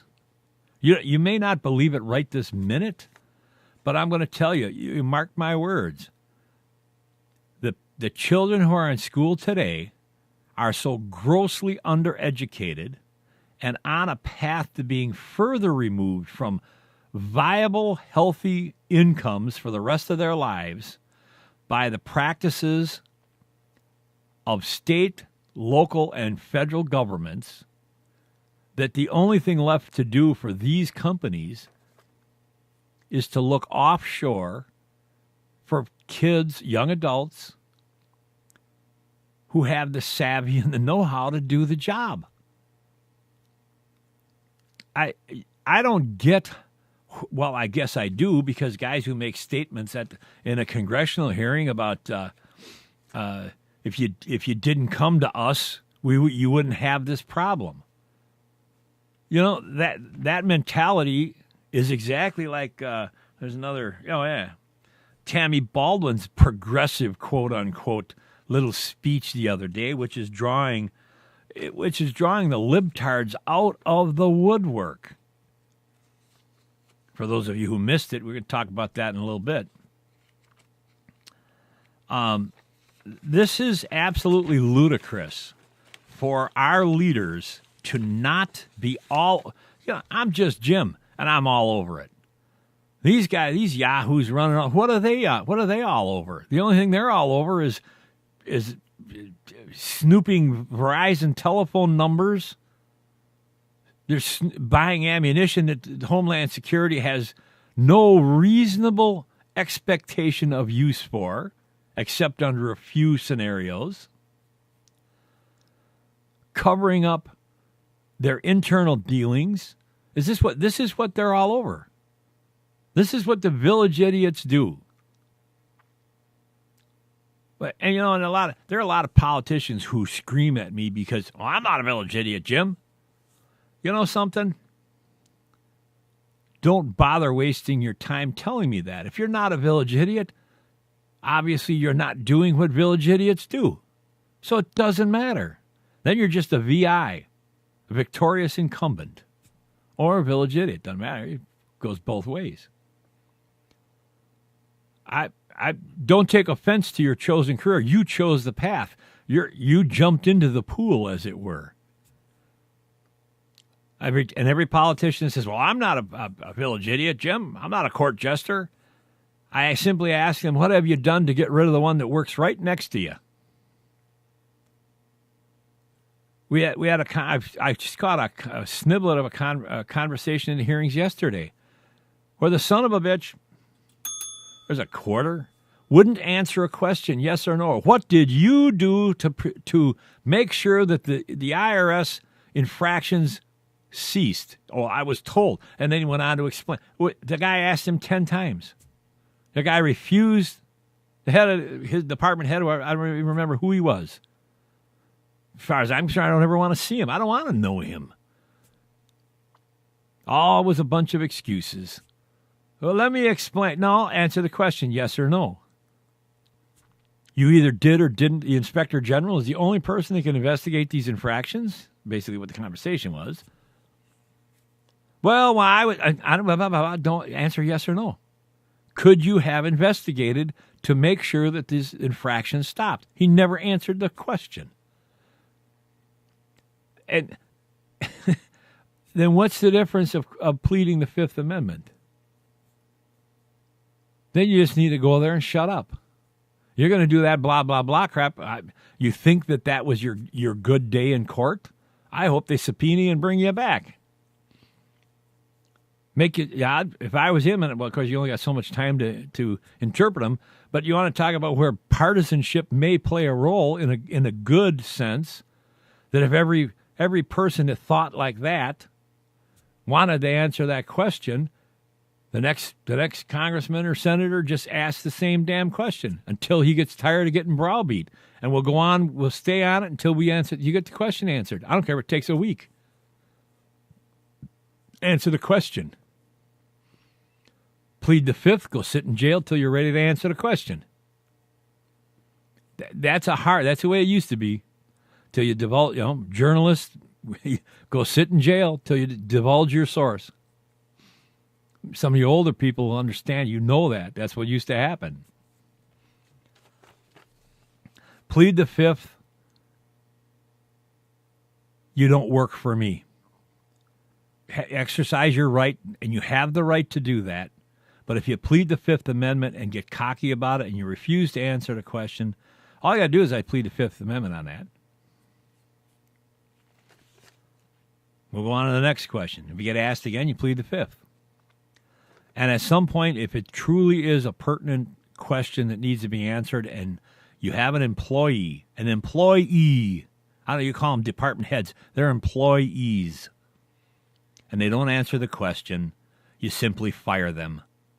That's the price you pay. Freedom is not free. Never is. And if you want to exercise your right to freedom to not necessarily answer questions, rock on. Does somebody also hire you down the road? Oh, wait a minute. That's right. That little Rice girl. Yeah, she's going to now get bumped up the ladder. Yeah. And who's that little commie sitting behind her over there? Yeah. Oh, yeah. The administration's sly. Sly like dumb. Yeah, they're not so dumb. Not surprisingly, the Kaiser Marston report draws a flattering portrait of Apple. It depicts the company as an indispensable cog in the Silicon Valley economy, a sensitive issue for Apple after coming under fire last month in Washington for legally sheltering a large chunk of its profits overseas to minimize its U.S. tax bill. Oh, IRS! What's the IRS been doing? We've been looking at Tea Party members instead of looking at corporate filings. And I'm not telling you they need to look at every corporate filing. It's just, but apparently there was a whole chunk, $9.2 million in taxes. I don't know. Anyways, they're talking about now the tax contribution of Apple would run up to about $13 million annually, with the implementation of their new plan for their new corporate headquarters. And with that, here we go. Old Tammy Baldwin, out of Capital Times. John Nichols. Tammy Baldwin's call spurs economic justice petition. Oh, I don't know if any of you. I get really just almost nauseous when I think of her talking with a little voice. Well, we have to. There's humor in this story, and I'll point it out when I get there. If you remember what her first speech from the floor was, maybe you didn't see it. Obviously, the news wouldn't key on it what I keyed on when I heard it. She wants to remove the risk for farmers. We have to ensure the risk. There is no risk for farmers. Tammy, baby, you are my senator, but not by my vote. And I truly do find a huge amount of disrespect in your inability to answer communications with your office. And I tell you outright, I didn't vote for you. But you still represent me. You work for me, not the party. When Tammy Baldwin delivered her first floor speech, and on this article, if you go over to Capital Times, there is a link to the speech. on the Senate floor last month, she did not expect to create a national stir, let alone a movement. Well, the only movement she gave to me was, you know what that was. But Baldwin's progressive populist call for a refocusing of Congress on issues of wealth and poverty struck a chord that is echoing across the country as thousands of Americans sign on daily to I Stand with Tammy Baldwin petition that has become a social media sensation. It has? Not in my worlds. What resonated from Baldwin's speech was the newly elected senator's absolute rejection of the narrow Washington consensus on economic issues, dismissing the empty rhetoric of austerity of the Republicans and the Democrats who compromised with them. When is the last time a Democrat compromised? I can't remember one. We did a thing the other day, compromise. Compromise means that both people give up something and neither one is really happy to 100% satisfaction. Baldwin said that America was having a different conversation altogether. Recalling recent travels in her home state, she said, Wisconsinites have told me that the powerful and well-connected still seem to get to write their own rules, while the concerns and struggles of middle-class families go unnoticed here in Washington. Now I'm going to ask that other million-dollar question. So I got to ask a lot of million-dollar questions here. Once again, the spew of rhetoric flows freely from the mouth of libtards. Define middle class. I'm sorry. Middle class to me isn't even close from a financial standard to what these village idiots and court jesters think is middle class. Talk about people who don't have a clue, especially coming from her district. They see Washington happy to let Wall Street write their own rules, but unable to help students pull themselves out of debt. Tammy, where the hell were you when we found $680 million secretly hidden away in the coffers of the UW system? Oh, wait, we have a story coming up on that next, too.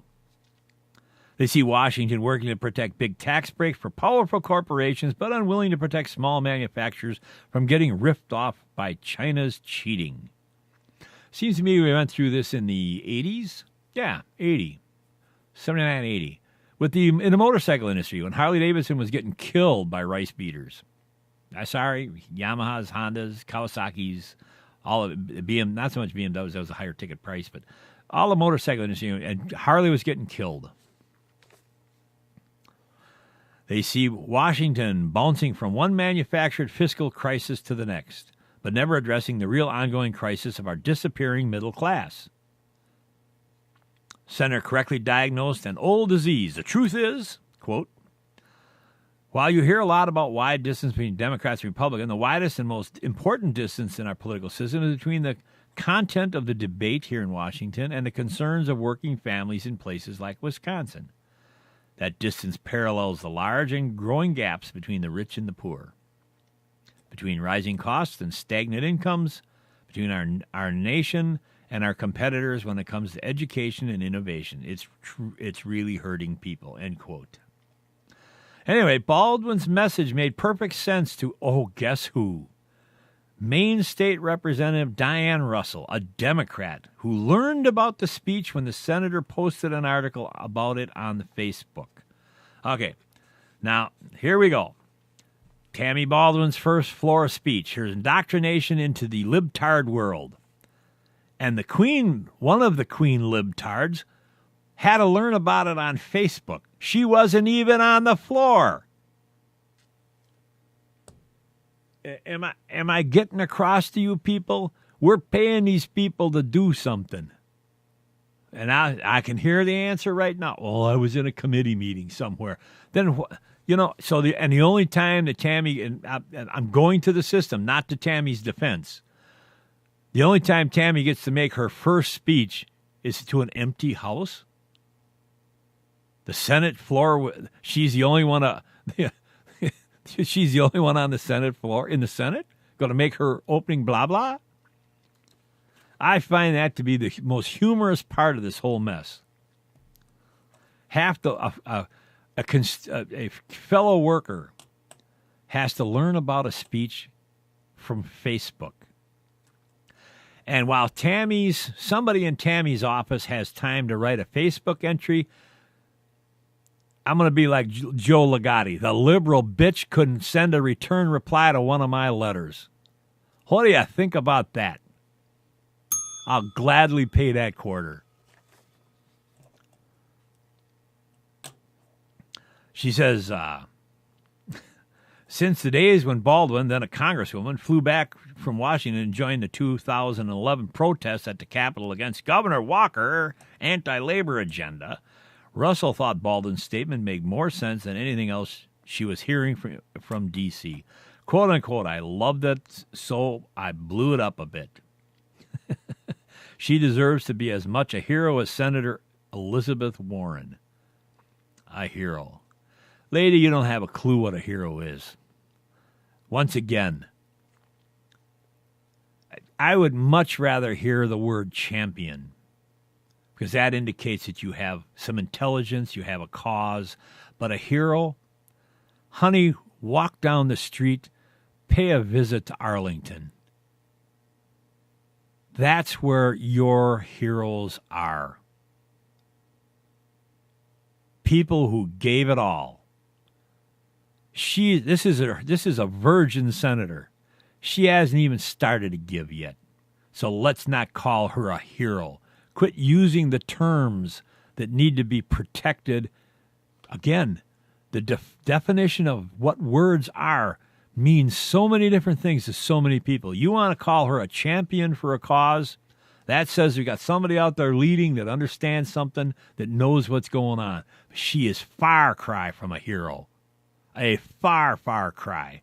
And I take personal offense when some elected employee starts flipping terms like that out. Talk about, some people tell me I got a high horse. That's a high horse. I can't afford a horse, so my horse ain't high. I got a dog. That's it. Russell, who identifies herself as a social media maven, started the I Stand with Tammy Baldwin petition with the words, in the U.S. Senate last week, Senator Tammy Baldwin, parentheses, Wisconsin, spoke some serious truth to power. I don't think so. Within hours, she has thousands of signatures. By last weekend, she was at 15,000. So what? What's 15,000? I'm going to tell you something. Wisconsin legislature is requiring, what, 250,000 or 250,000 signatures to consider defunding Common Core in Wisconsin. So what's 15,000 signatures? What the hell is that? Especially with all these followers on Facebook. Oh, the whole world can read it. Yeah. And then I'm going to ask $1 million question. How many people outside of her district signed the petition? Whatever the petition means. You can stand with Tammy Baldwin. Go out in the field and stand with her. I don't care. We just had a nice party for Scott Walker, apparently. I wasn't there. But I heard it was pretty nice. And it was indoors in a very nice place. Because when you're on the gravy train, all you get is what's out the door. You can go out there and stand in a field. Go find a field to stand in. It's free. Go stand in a state park and go stand with your senator. Our people paid the rent, paid the food bill, and we celebrated what America is truly all about and what Wisconsin's all about. Russell doesn't know quite where her online organization is headed, but at least, she says, she's proving that Americans are more interested in courage and smarts than the standard reciting of talking points by politicians who are too busy listening to the buzz in Washington to recognize it's really hurting people. It's really hurting people. So if I say that right now on the air, I'm now a hero. It's really hurting people. There, I said it 3 times. God. If you can't find the humor. Now, I'll bet I got to say, while you can find the humor in it, you got to know that I'm going to be busy trying to get her ass out of the Senate. Take your kids out of the room. Sometimes I just get so ticked off I can't help myself. And that's about time that patriots start doing that. Back in Wisconsin, speaking of Wisconsin, Tammy, my senator. God, I'm ashamed to say that. Tammy, if you're listening, so what? You don't stand for anything that I stand for. I didn't vote for you, and I will never vote for you. What I have to do is talk to our alternative sources to make sure that there is a very qualified candidate who will trounce your ass in the next election. Private school tuition tax deduction approved. And Tammy, what did you just say? Nobody. This is going to hurt. Wait a minute. Didn't you say that where was it here? Yeah. That we don't care. The administration, the Republican, the GOPs don't care about kids. Wait a minute here. We're going to offer a new tax deduction for private schools? Oh, isn't that an interesting perspective? Private school tuition will be tax deductible under the provision added to the state budget. Why, just last night. That wasn't added last night, but got passed. The Joint Finance Committee on Wednesday, and if we have a picture of them, I know we do. There they are, right there. Approved crediting the new tax deduction for tuition expenses up to $4,000 a year for elementary school students and $10,000 for each high school student. Deduction would begin in 2014. Oh, next year. We don't need to talk about this for 5 years. We're gonna chuck it in. We're gonna put it in there and let you take it. And I'll hear the libtards coming out of the woodwork on this one. Oh, it's gonna hurt. It's gonna hurt the public schools, our school, the people's school system. No, it helps choice. Freedom, liberty, independent choice to do with you and yours what you choose to do, not what some libtard in Washington thinks I have to do. They don't get it, but she's a hero. You betcha. She's a hero, my ass. Okay, there's a couple of them. I must have missed some. It is expected to cost the state $30 million. So what? Republicans have pushed for private school tuition tax credits in the past as a way to help all families in the state send their children to private schools, not just those who qualify for more generous vouchers. And I find that the term, once again, the words are probably presented wrong. While Republicans need to quit laying off this kind of language, I mean, and I assume that this is, I'll never assume anything. This is the writer. While he would say that they push for school tuition tax credits, I'm going to say that Republicans have pushed for the freedom for an individual to make a choice and not be penalized because they make that choice. Isn't that what my America is all about? Yes, it is. I don't know about your America, but my America is all about that. Individual liberty and the chance to make a choice and live with the results of those choices. Not come out with, oh, I didn't know the gun was loaded. The tax deduction proposal is not as generous as a tax credit would be. The proposal comes at the same time Republicans are proposing expanding the voucher school program statewide. I'm of the opinion that you need to get the hell government out of all education. Public school was never intended to be the be-all and end-all of educational facilities for our kids. A tutor? What's the first thing that a public school does when a student is starting to fail. And I'm telling you, I let you know a couple days ago. I used to coach soccer in a public school system in a high school. And while my personal academic rules fell in line with the school district's policy of if you're failing, you can't play the extracurricular sport. You couldn't on my team. But I was of the impression that I needed to step in prior to receiving that slip the day before a game that one of my, I won't call them star soccer players, but one of my soccer players couldn't come and play the game. My game was built on what I had and the resources I had within my team. Positions, planning breaks and swinging positions around to give rest to players, the whole 9 yards, based on a theory. I had a game plan. So I made sure that teachers would come to me well before there was any question of a failing grade, so that I could become involved in helping to facilitate a tutor or a mentor or some kind of change in a student's curriculum during the day to accommodate some easy, at first, I mean, again, you're catching it prematurely, basically, some easy extra effort to study, to retain, and help shore up those grades.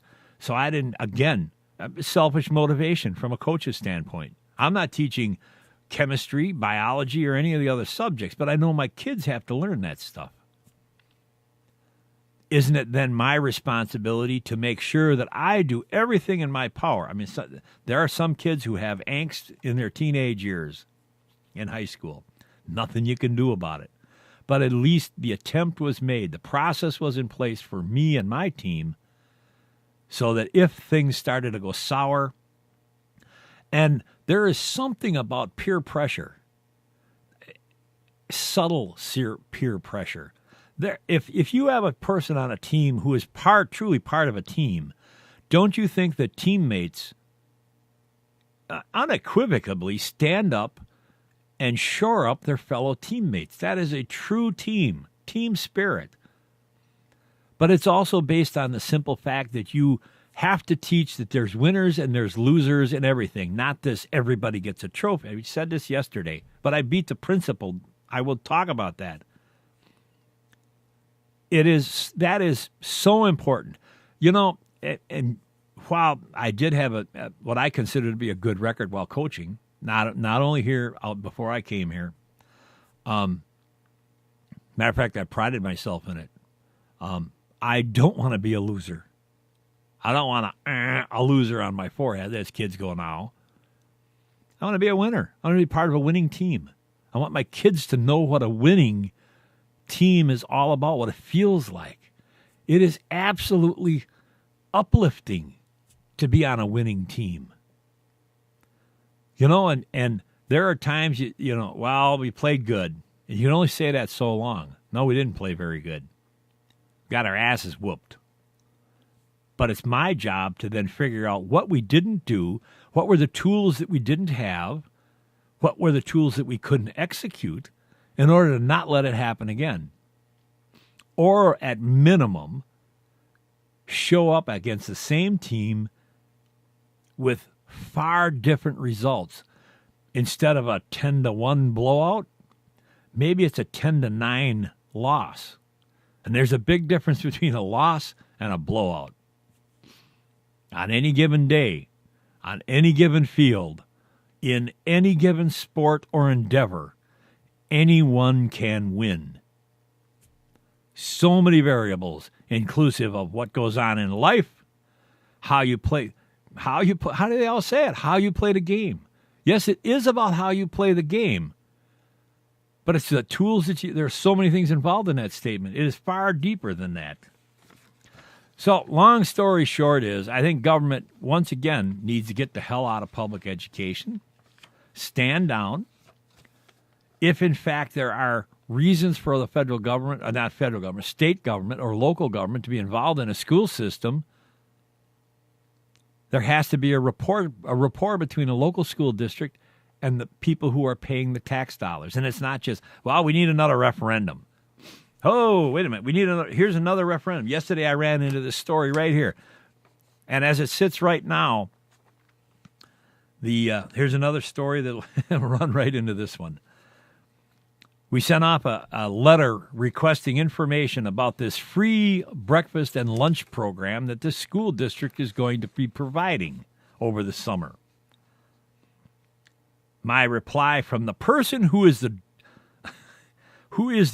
food service director, hotshot, top dog here,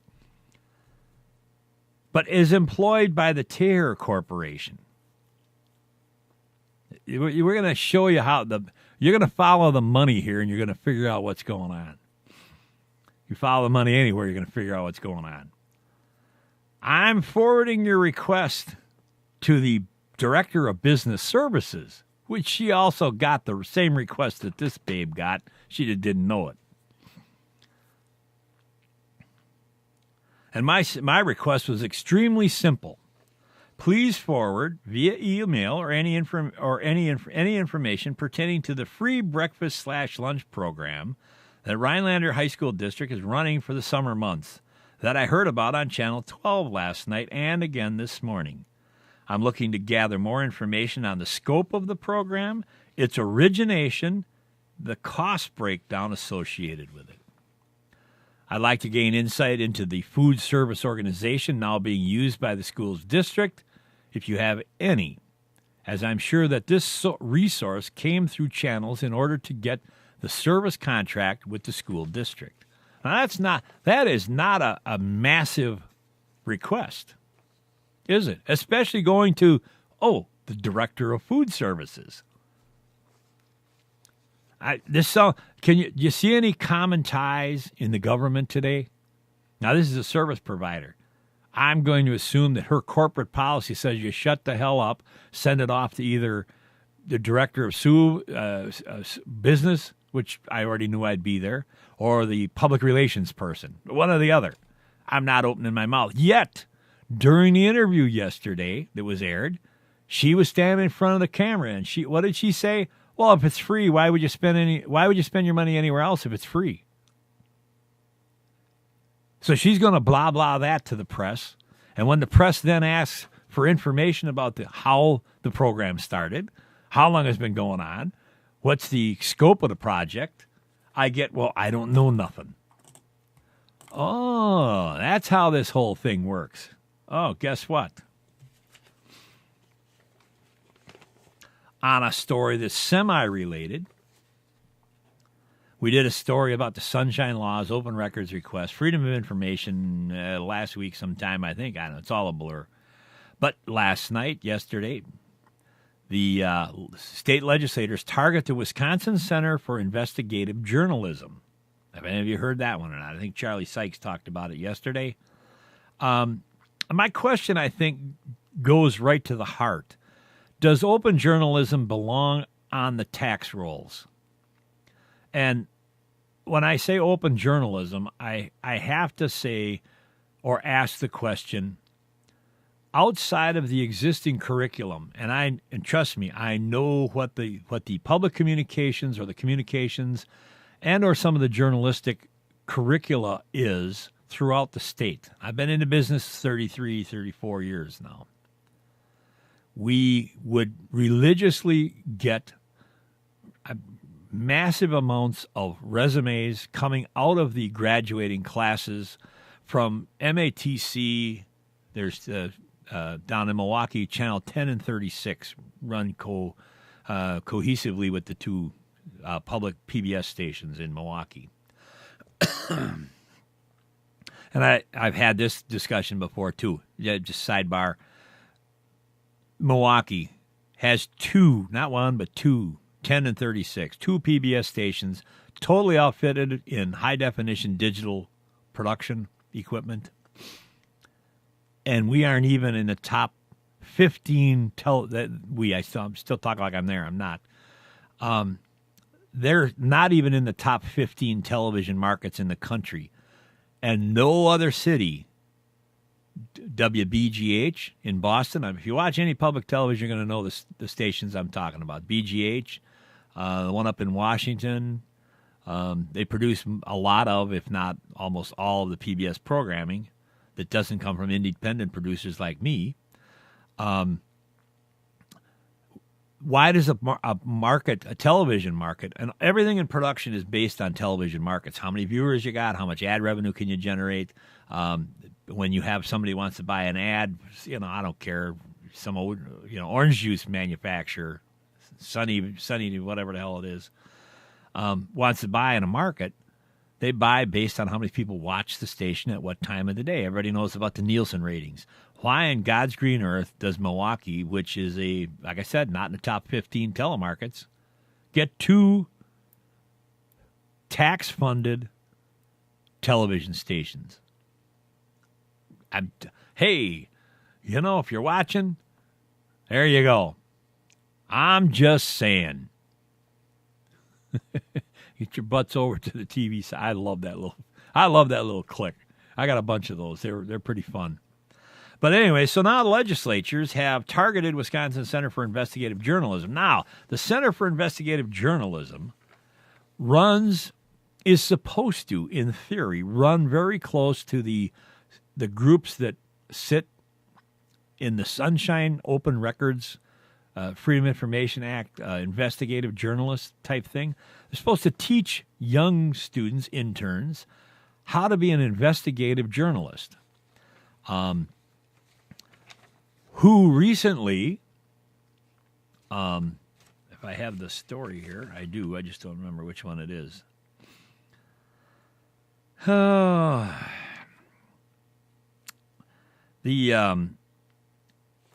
just go into it here. I send the other part of the story. I got it over here. I take it back. Since I know where it is, I'll just go right to it. The center has published 105 reports since 2009. They are based out of the UW-Madison Journalism School. There's a small budget of $40,000 for paid interns, and they've got 4 paid interns during the school year and 6 during the summertime. They really, their center is built on grants. That's tax dollars, I know, because I'm not a big grant fan. 80% was from foundation grants, 6% came from corporate donors, another 6% came from sponsorships. But they've done 105 reports. Its staff broke the news of an alleged physical altercation between 2 state Supreme Court justices. And I don't know how that story never developed the way I thought it should have as far as content. It sure did come to fruition in other ways. Other reports have focused on chronic polluters who are still awarded federal stimulus funds and the underreporting of sexual assaults on UW campuses. Now, since 2009, you got 105 reports, and if that's the cream of the crop, I'm going to say outright I don't think that they're doing their job. Now, that said, this is a slippery slope article and situation, as far as I'm concerned. A provision that would force Wisconsin Center for Investigative Journalism off the University of Wisconsin-Madison campus blindsided the center's leader, who said Wednesday he's still trying to understand why his group was specifically targeted. Well, yeah, go talk to somebody at the IRS. They'll help you figure it out. The center, a nonpartisan investigative news organization that offers its stories free to mainstream media outlets, operates rent-free out of 2 offices. 2 stinking offices in the University Journalism School, said Andy Hall, the group's executive director. Under an agreement signed in 2011, the school covers the cost of utilities and internet access, and in exchange, the center hires some of its students as paid interns and provides academic support. So there's kind of a bargain there. And in 2 offices, I got to say the building is wired for internet. It's already wired for internet. No matter who would be in that office. You'd have a dean in the office. You could have an investigative journalist there. The building is wired for internet. So I don't consider, I know bandwidth costs because we paid dearly for it, But I don't see that to be a huge tax burden in the scheme of what this group is supposed to be doing. Now, if they were doing their job, I'd say it's even more infinitesimal. The school covers the cost of utilities. I don't know, but they don't say whether or not they have to supply computers, just the internet. I'm assuming it'll be internet with computers. Hall said the school would agree the arrangement has been mutually beneficial. Stop short of interpreting the move as some sort of political payback. Oh, I wonder why that would be.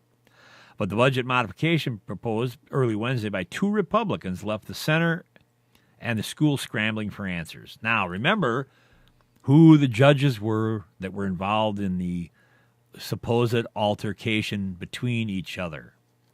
Now consider who is proposing this organization to be booted out of UW-Madison. It'll probably give you an answer as to what's going on politically. And I just looked at the clock, and I'm out of time. But I got to say that I'm, on the surface, I am not necessarily opposed to having this organization sitting on UW's grounds. And with that, I will investigate this a little more. I'm out of time for the week, and it has been a pleasure yakking with y'all. And I look forward, I do truly look forward to talking to you guys next week, Tuesday. And until that time, hey, be good to each other as best you can, because when we're all through bitching about stuff, hey, all we got left is each other. God bless each and every one of you. Take care. And we'll talk to you next week, Tuesday, on the Just Jim Show. Have a great weekend. Have a good day and a better tomorrow. Getting back to school, I remember a teacher that I had. Now, I went through the 7th grade. I went to the 7th grade. I left home when I was 10 years old because I was hungry. And I used to, this is true. I work in the summer, and I go to school in the winter. But I had this one teacher. He was the principal of the Harrison School in Vincennes, Indiana. To me, this was the greatest teacher, a real sage of my time, anyhow. He had such wisdom. And we were all reciting the Pledge of Allegiance one day. And he walked over, this little old teacher. Mr. Laswell was his name. Mr. Laswell. This is,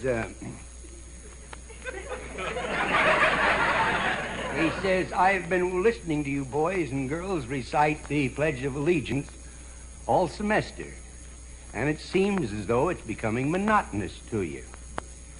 If I may I recite it and try to explain to you the meaning of each word?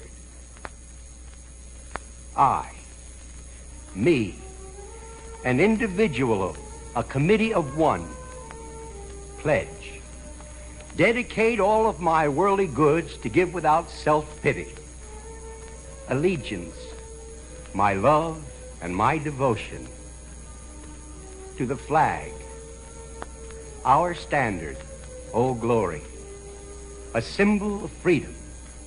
Wherever she waves, there's respect, because your loyalty has given her a dignity that shouts freedom is everybody's job.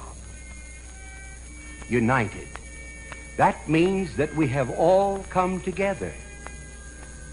States, individual communities that have united into 48 great states. 48 individual communities with pride and dignity and purpose. All divided with imaginary boundaries, yet united to a common purpose. And that's love for country. And to the republic, a state in which sovereign power is invested in representatives chosen by the people to govern. And government is the people. And it's from the people to the leaders, not from the leaders to the people, for which it stands. One nation, meaning so blessed by God, indivisible, incapable of being divided, with liberty, which is freedom, the right of power to live one's own life without threats, fear, or some sort of retaliation. And justice, the principle or qualities of dealing fairly with others. for all. For all. Which means, boys and girls, it's as much your country as it is mine. And now, boys and girls, let me hear you recite the Pledge of Allegiance. I pledge allegiance to the flag of the United States of America and to the republic for which it stands, one nation, indivisible, with liberty and justice for all. Since I was a small boy, 2 states have been added to our country, and 2 words have been added to the Pledge of Allegiance: under God. Wouldn't it be a pity if someone said that is a prayer and that would be eliminated from schools too?